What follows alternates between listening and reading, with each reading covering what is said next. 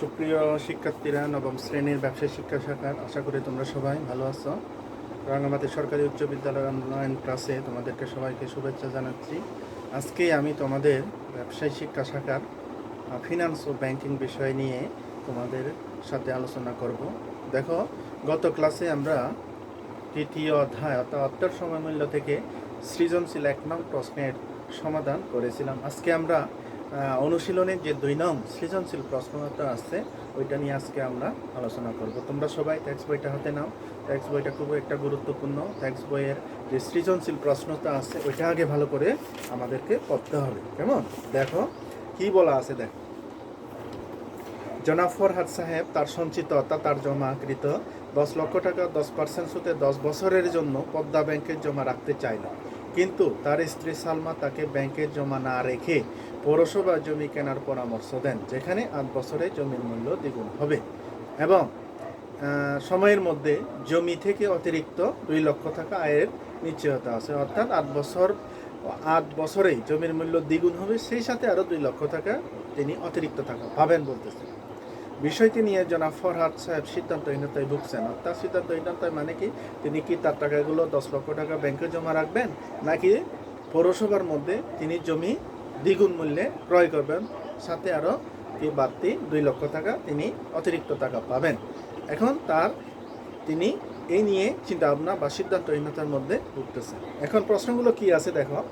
বার্তাকরণ প্রক্রিয়া অর্থের কোন মূল্যকে ভাগ করা হয়? দেখো, বার্তাকরণ প্রক্রিয়া কাকে বলে আগে আমাদেরকে জানতে হবে। কেমন? অর্থাৎ বার্তাকরণ প্রক্রিয়া হচ্ছে ভবিষ্যতে যে টাকাটা আসবে ওইটাকে বর্তমান মূল্যে রূপান্তর করার প্রক্রিয়াকে আমরা কি বলবো? বার্তাকরণ প্রক্রিয়া। ঠিক আছে? অর্থাৎ ভবিষ্যৎ মূল্যের কে আমরা কি করব?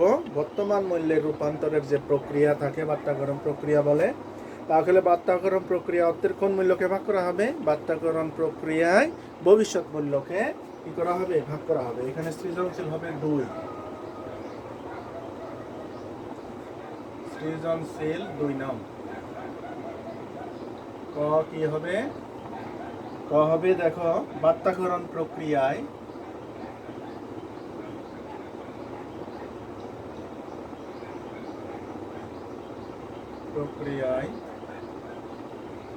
তাহলে কি করবো? লিখবো আমরা ভবিষ্যৎ মূল্যকে কি করা হয়? ভাগ করা হয়।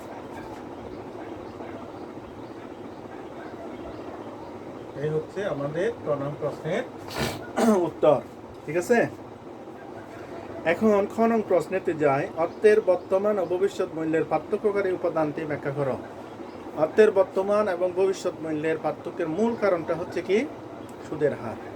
সুদের হারের কারণে বর্তমান এবং ভবিষ্যৎ মূল্যের মধ্যে কি হয়? পার্থক্য সংঘটিত হয়। যেমন মনে করো, আমি আজকে 100 টাকা, 1 বছর পরে ব্যাংক যদি আমাকে 10% হারে সুদ প্রদান করে, তাহলে কি ওইটা 100 টাকা থাকবে? তাহলে আসলের সাথে সুদটাও যোগ হবে না?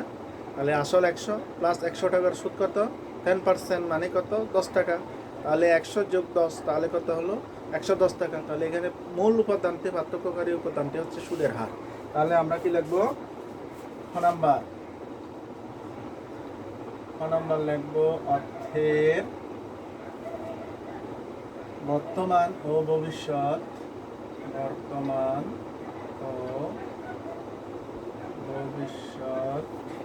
মূল্যের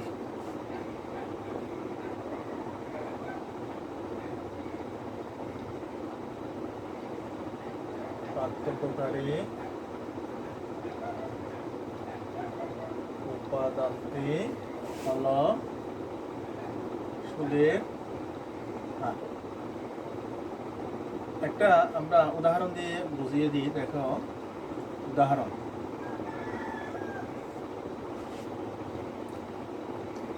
তাহলে 100 টাকার অর্থাৎ আসল 100 টাকার 100 টাকার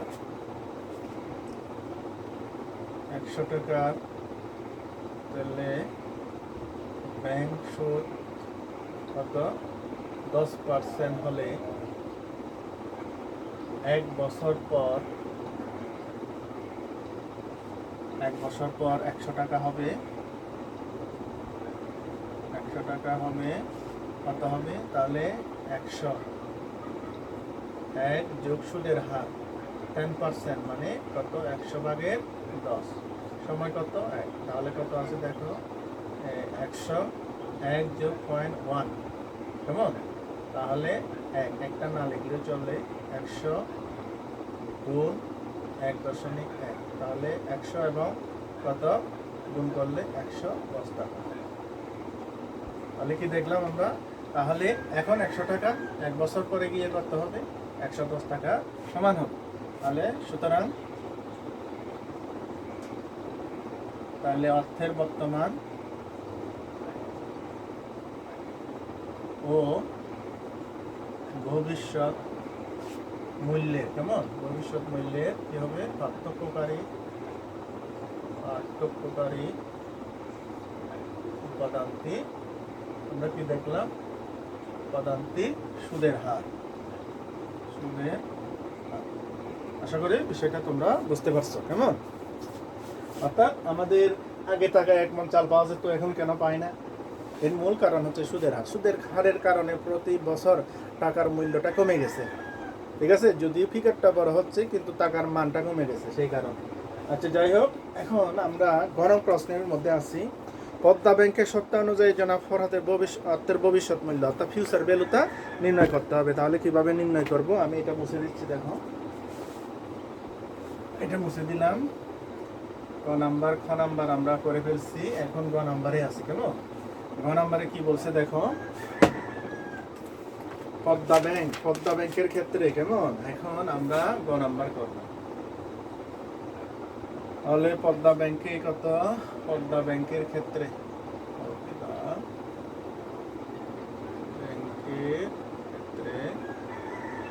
কি বলা আছে দেখো, তার সঞ্চিত কত প্রেজেন্ট ভ্যালু হচ্ছে কত 10 লক্ষ টাকা। এত, ঠিক আছে। তারপরে সুদের হার অর্থাৎ মুনাফার হার 10% মানে কত 100/10 কত হবে 10, তার মানে হবে কত 0.1, ঠিক আছে, বা 10। তোমরা ইচ্ছে মতো দিতে পারো, এটা ঠিক রাখতে হবে। সময় বছর, তার মানে কত হবে n সমান কত বছর 10 বছর, n সমান 10 বছর। তাহলে আমরা জানি ফিউচার ভ্যালুটা আমরা বের করব। আমরা জানি ফিউচার ভ্যালু সমান প্রেজেন্ট ভ্যালু 1 যোগ i to the power m, ঠিক আছে। এখানে শুধু এই সূত্রটা হবে কারণ এখানে বছরে কোনো চক্রবৃদ্ধি সংখ্যা নেই, ঠিক আছে। প্রেজেন্ট ভ্যালু আমরা কত পাইছি, এই 10 লক্ষ টাকা। 1 যোগ মুনাফার হার n সমান কত 10, তাহলে এখানে কত আসবে 10 লক্ষ গুণ 1.1, এটা আগে যদি যোগ করে তার সূচক 10 আসবে। তাহলে এখানে এই 10 লক্ষ গুণ, এখন দেখো এটা কিন্তু সায়েন্টিফিক ক্যালকুলেটর লাগবে তোমাদের, ঠিক আছে। দেখো সায়েন্টিফিক ক্যালকুলেটর ইউজ করতেছি আমি।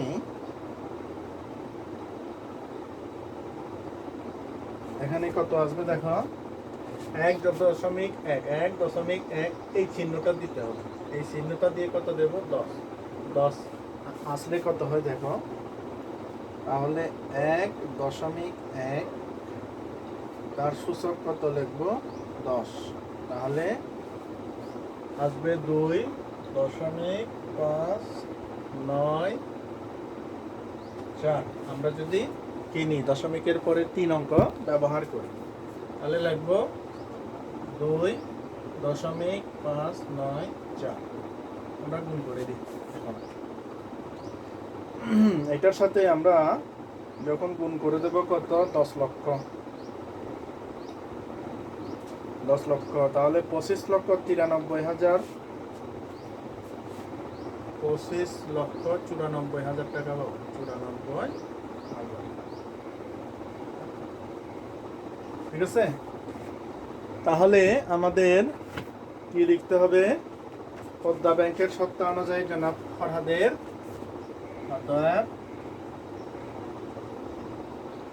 পদ্মা ব্যাংকের শর্তানুযায়ী জনাব ফরহাদের অর্থের ভবিষ্যৎ মূল্য, জনাব ফরহাদের অর্থের ভবিষ্যৎ মূল্য হবে কত টাকা? 25,94,000 টাকা। ঠিক আছে, আশা করি তোমরা বিষয়টা বুঝতে পারছো। এখানে তার সঞ্চিত 10 লক্ষ, প্রেজেন্ট ভ্যালু, মুনাফার হার 10%, ঠিক আছে, সময় হচ্ছে 10 বছর। আমরা জানি ফিউচার ভ্যালু সমান প্রেজেন্ট ভ্যালু 1 যোগ i to the power n। তাহলে মানগুলো বসিয়ে নিলাম, হিসাবটা করে নিলাম। তাহলে পদ্মা ব্যাংকের শর্ত অনুযায়ী জনাব ফরহাদের অর্থের ভবিষ্যৎ মূল্য হবে 25,94,000 টাকা। ঠিক আছে, এটা একটা সহজ অঙ্ক, আশা করি তোমরা সবাই বুঝতে পারছো। এটা না বোঝার কিছুই নেই। অষ্টম শ্রেণীতে আমরা কি করছি, চক্রবৃদ্ধির যে সুদটা করছি ওইটাই একই, সেম নিয়মটা হচ্ছে সেম। এখন আমরা এর পরের নাম্বারে চলে যাই, ঘ নাম্বারের মধ্যে। ঘ নাম্বারে কি বলছে দেখো, আমাদেরকে ভালোভাবে খেয়াল করতে হবে। এটা বলি নাও,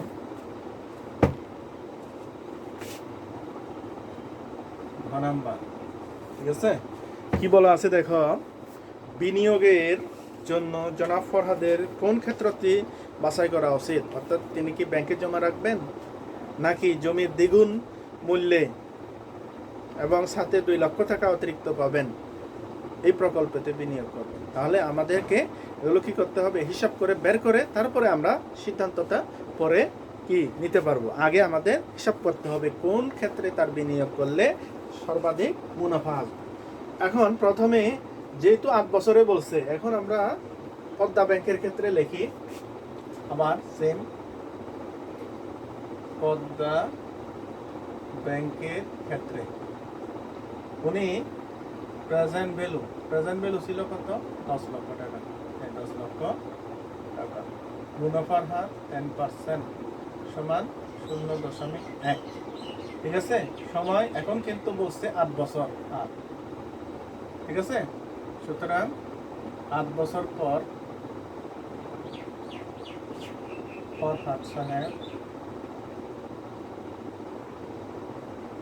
পদ্মা ব্যাংক থেকে পাবেন, পদ্মা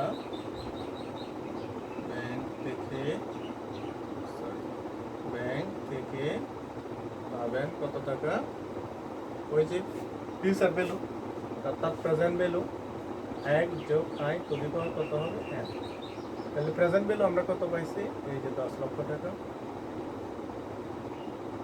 তারপরে n যোগ i to the power n মানে 8 বছর।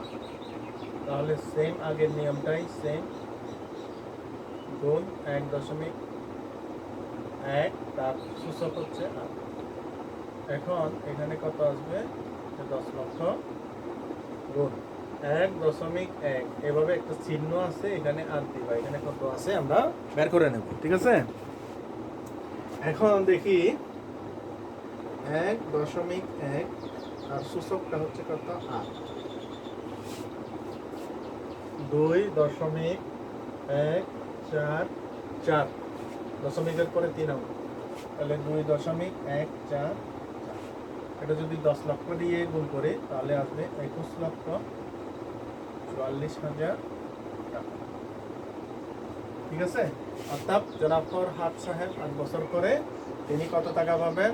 এই যে এই টাকাটা 21,44,000 টাকা। কিন্তু এখন বলছে তিনি যদি আবার পৌরসভার মধ্যে যদি কি করেন, পৌর জমি কিনেন, তাহলে 8 বছরের জমির দ্বিগুণ মূল্য হবে। কেমন? তাহলে ফরহাদ সাহেব, আবার আমরা লিখতে পারি ফরহাদ সাহেব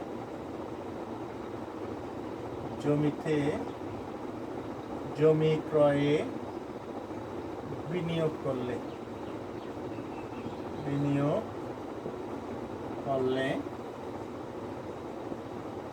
8 বছর পর পাবেন। তাহলে দ্বিগুণ বলছে, তাহলে এই যে 10 লক্ষ যেটা ছিল এটার কত দ্বিগুণ হয়ে যাবে, সাথে বলছে আর কত অতিরিক্ত 2 লক্ষ টাকা, তাহলে যোগ 2 লক্ষ তিনি অতিরিক্ত পাবেন। ঠিক আছে, তার মানে হচ্ছে কত, এখানে 20 লক্ষ গুণ করে নিলাম যোগ 2 লক্ষ, তাহলে কত হবে, 22 লক্ষ টাকা। অর্থাৎ জনাব ফরহাদ সাহেব যদি ব্যাংকে জমা রাখেন পদ্মা ব্যাংকে, তাহলে 21,44,000 টাকা পাবেন। আর তিনি যদি জমি ক্রয় করেন দ্বিগুণ মূল্যে, তাহলে 8 বছর পরে তিনি পাবেন 22 লক্ষ। তাহলে এই 22 লক্ষ অ্যামাউন্টটা যেহেতু বড়, সুতরাং তিনি জায়গা ক্রয় করলে তাহলে তার অবশ্যই কি হবে, এখানে মুনাফা বেশি আসবে, সুতরাং তার জমি ক্রয় করা হচ্ছে যুক্তিযুক্ত। ঠিক আছে, এখন আমরা কি লিখবো, অতএব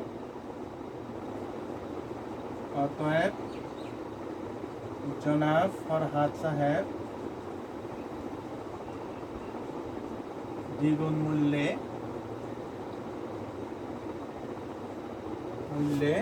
জমি ক্রয়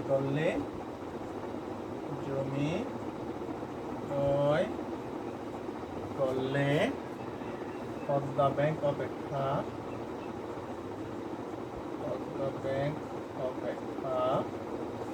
কত, 22 লক্ষ টাকা বিয়োগ 21 লক্ষ কত, 44,000 সমান কত আসবে, তাহলে 5-4 আসবে, 5 44 500 আসবে 56,000 টাকা। কেমন, 56,000 টাকা বেশি পাবেন। ঠিক আছে, সুতরাং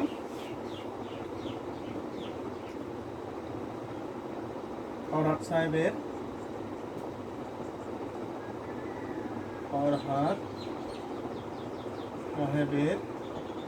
জমি ক্রয় করা কি হবে, যুক্তিসঙ্গত হবে। কেমন, যুক্তিসঙ্গত। ঠিক আছে, বোঝা গেছে কেন যুক্তিসঙ্গত? কারণ তিনি যদি জমি ক্রয় করেন, তাহলে এই যে 56,000 টাকা, এই টাকার পরিমাণটা তিনি বেশি পাবেন। স্বাভাবিক, সবাই বেশি পেতে চাইবে। আমার যেখানে লাভ, আমি সেখানেই টাকাগুলো কি করব, বিনিয়োগ করব। ঠিক আছে, আশা করি তোমরা বিষয়টা বুঝতে পারছো। এখন আমাদের মোটামুটি সৃজনশীল প্রশ্ন 2 ক খ গ ঘ আমরা সমাধান করে নিছি। আশা করি শিক্ষার্থীরা তোমরা ভালোভাবে বুঝতে পারছো এবং বোঝার চেষ্টা করছো। মেন কথা হচ্ছে তোমাদেরকে বোঝার চেষ্টা করতে হবে। ঠিক আছে, আর বোঝার যদি চেষ্টা না করো, সহজ বিষয়ে কোনোদিন বুঝতে পারবে না। এগুলো একদম সহজ অঙ্ক, আমি তোমাদেরকে মোটামুটি সহজভাবে বুঝিয়ে দিলাম। আশা করি তোমরা ভালোভাবে বিষয়বস্তুগুলো উপলব্ধি করতে পারছো। কেমন, তাহলে আগামী ক্লাসে তোমাদের সাথে আবার দেখা হবে। এই পর্যন্ত তোমরা সবাই মনোযোগ দিয়ে বই পড়বা, ভালো থাকবা, অযথা বাইরে ঘোরাফেরা করবে না।